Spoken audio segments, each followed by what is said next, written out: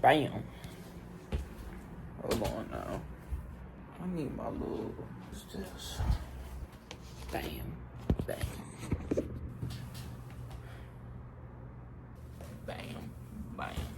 What it do, YouTube? It's your boy Car Green back with another video, man. In today's video, I'm basically gonna be talking about why I moved to LA. I know a lot of y'all are wondering why the sudden move, blase, blah. And I'm gonna really just touch on everything, you feel me? And tell y'all why I came to the conclusion and made that move. So, without further ado, let's go ahead and hop right into the video. I want to try to make this video as quick as possible, simple, straight to the point. Alright, so why did I leave the DMV? First reason why I left the DMV, first reason is that I was getting kicked out the house. A lot of you probably don't know this, but especially if you knew, I was living at my grandparents' house. I've been living there for about 3 years, and I basically, you know what I'm saying, I feel like I overstayed my welcome. I was ready to go, and they were ready for me to go. It was just about that time for me to go. I really locked in, found a way for me to leave, you feel me? But it was very stressful because I had just got a new car, so that was a big bill for me. And then I had to really figure out, where can I go and get a job and maintain a life to where I can save a little bit and live, you feel me? And I'll touch more on why I chose LA later in the video. But yeah, man, I basically just got kicked out the house.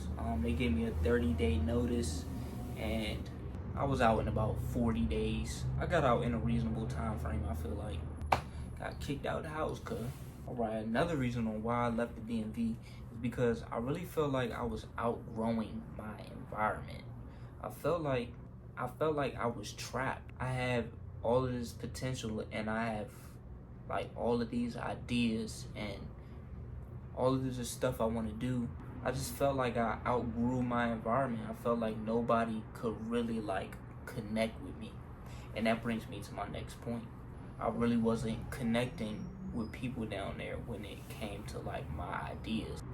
Like, I really couldn't find anybody on the same wavelength when it came to like creating content, fashion content. There wasn't really too many people out there like on like fashion content. Like, it's photographers, videographers, and musicians out there, but I really want to do like fashion lifestyle for me.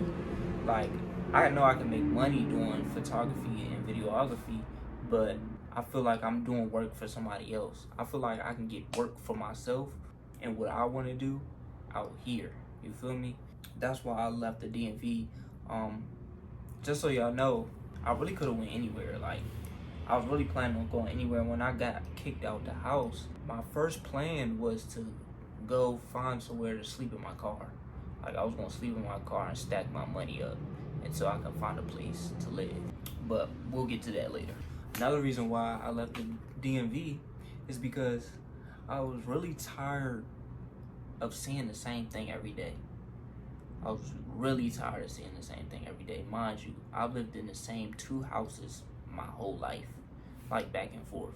Like, I go back and forth from my grandparents to my parents' house because I was always getting kicked out of my parents' house, and I would end up at my grandparents' house. And then my grandparents never kicked me out until recently. After staying at my grandparents' house for a while, I'll just go back to my parents' house because my dad would want me there or something.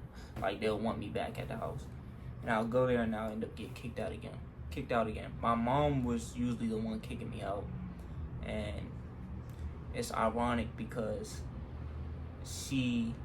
I'm being fully transparent with y'all right now, just so y'all know. Her and my dad got a divorce, so she ended up living at my grandparents' house with me.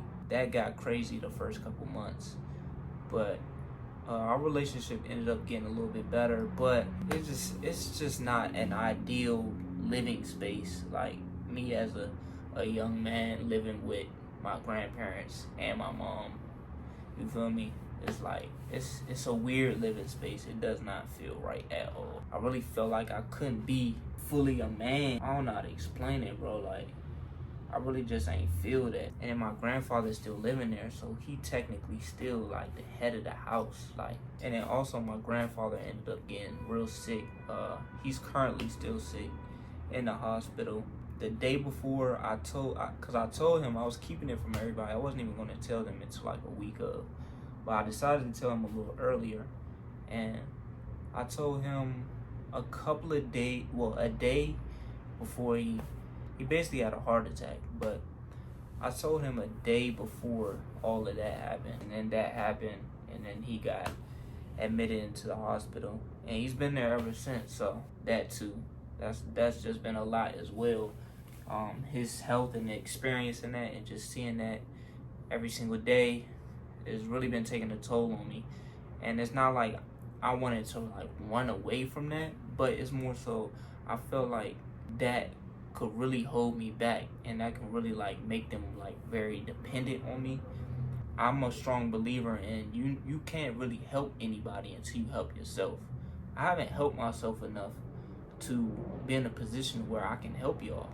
You feel me? I need to get out in the world and make something of myself first, so I can come back and help y'all. You feel me? So that's what I'm trying to do right now. I'm really trying to help me, you know what I'm saying? So then I can give back. But I can't give back until I, you know what I'm saying?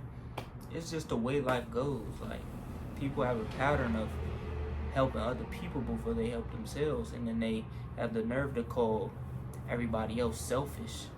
Like, no, you need to be a little bit of selfish so you can help other people. You are actually the selfish one, because you can't even, you know what I'm saying? You really can't even help nobody. Yeah, just that was a lot. You feel me? I didn't even think I was gonna put that in this video. I thought I was gonna put it in another video, but yeah, I didn't know how I was gonna get that out either, and I got it out. So yeah, all of that is just a lot. Oh, that was actually one of my points that I was gonna make. I said I noticed that my family started to give me responsibilities that weren't really my own. You feel me? They weren't my responsibilities. They were like putting their responsibilities on me. And I'm like, you feel me? A lot of people would disagree with me leaving that, but like, that's a lot, bro. That's a lot when you haven't created nothing for yourself. And I feel like I have all of this potential, and I can't let it go to waste. I have my life to live. I want to have my own family one day. So I got to be in a position to where I can provide for them. You feel me? So I had to make that selfish decision. You feel me? I really did. But I ain't gonna lie. This video is like a little long. So I'm going to make this into 2 parts. This part is going to be called Why I Left the DMV. And the next part is going to be called Why I Moved. You feel me? Why I moved to where I moved to. You know what I'm saying? I already touched this point. Didn't feel like my work or influence was being appreciated back in the DMV. I'm not gonna lie, a lot of y'all that probably know me, probably, you know what I'm saying, see me posting like, who wanna work, blah, blah, blah. I be like, you know what I'm saying, putting stuff on my story. I be reaching out to people, trying to work with people. And like, the DMV has like a culture where like, everybody there want free work. Everybody wants free work. Like, it's like a thing down there where everybody just want free work. You know what I'm saying? And then once you give somebody free work one time, they want free work every other time after that. I'm not really in the position to do free work no more. And niggas will get mad at you for not getting them the free work in the time frame that they want the free work. Nigga, if I offer to do you free work, it's gonna be on my time to finish it. I don't care if it take me a year. So yeah, bro, that's a whole nother story. But work is definitely not appreciated out there. Like, that type of work is definitely not appreciated out there. My influence, when it comes to like fashion, I already touched on this, but when it comes to like fashion and lifestyle, stuff like that, people from the DMV don't want to see you do lifestyle content in the DMV. You feel me? Because they can do it too. Like, they can go to the MGM too. You know what I'm saying? They can go to the same college you just went. Like, they've either already experienced it or they can go experience it themselves. So why do they want to watch you experience it? You feel me? So I know me moving here will have the following that I have at home actually follow me.